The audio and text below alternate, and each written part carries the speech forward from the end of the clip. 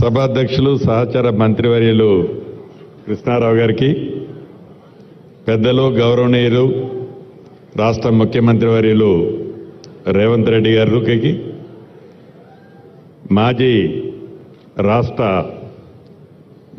మాజీ ఉపరాష్ట్రపతి గారికి వెంకయ్యనాయుడు గారికి, అదే రకంగా మెగాస్టార్ చిరంజీవి గారికి, ఉప ముఖ్యమంత్రి బట్టి విక్రమార్క గారికి, మా సహచర మంత్రివర్యులు కోమటిరెడ్డి వెంకటరెడ్డి గారికి, సిఎస్ గారికి, అధికారులకు, అదే రకంగా పద్మశ్రీ గ్రహీత తెలంగాణ రాష్ట్రంలో వివిధ కళల్లో సాధించిన 6 పెద్దలున్నారు.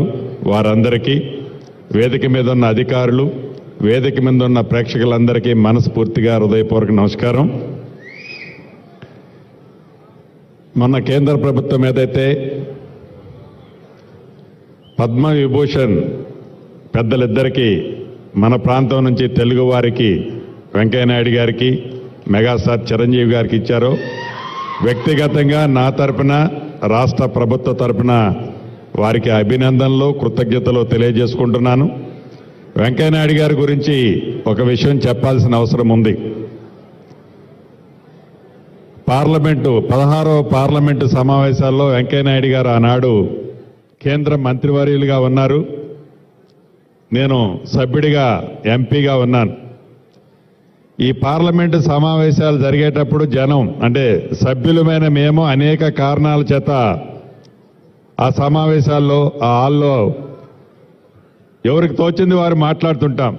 కానీ వెంకయ్యనాయుడు గారు మైక్ తీసుకున్నారు అంటే వారికి ఉన్న భాష మీద పొట్టు, అది ఏ భాష అన్నా కానివ్వండి, తెలుగు కానివ్వండి, హిందీ కానివ్వండి, ఇంగ్లీష్ కానివ్వండి, ఏ భాషలోనైనా ఆ సభని ప్రశాంతతలోకి తీసుకురావాలి అంటే వెంకయ్యనాయుడు గారు మైక్ తీసుకుంటేనే ప్రశాంతతగా వచ్చేది.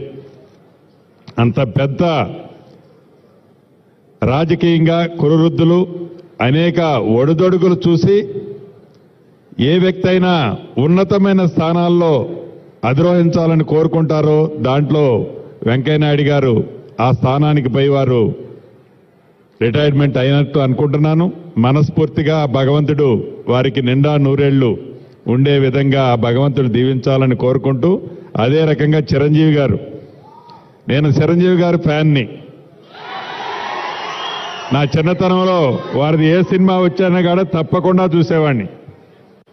చాలా అద్భుతంగా వారు సినిమా రంగంలోనే కాకుండా రాజకీయ రంగ ప్రవేశం చేసి కూడా వారు కూడా ఒక మైల్ స్టోన్ టచ్ చేశారు. అదే రకంగా సంఘానికి కావాల్సిన మంచి అంటే బ్లడ్ బ్యాంక్ లాంటి అనేక మంచి కార్యక్రమాలు చేపట్టి ప్రజలకి కూడా వారు ఎంతో ఉపయోగపడ్డారు. మనస్ఫూర్తిగా వారిని కూడా భగవంతుడు చల్లగా నిండా నూరేళ్లు ఉండే విధంగా దీవించాలని, పద్మశ్రీ గ్రహీతలు ఎవరైతే ఉన్నారో కళాకారులు, కవులు, వారిని కూడా ఆ భగవంతుడు మనస్ఫూర్తిగా చల్లగా నిండా నూరేళ్లు ఉండే విధంగా చూడాలని నా పక్షాన, ఈ రాష్ట్ర ప్రభుత్వ పక్షాన మనస్ఫూర్తిగా కోరుకుంటూ సెలవు తీసుకుంటున్నాను.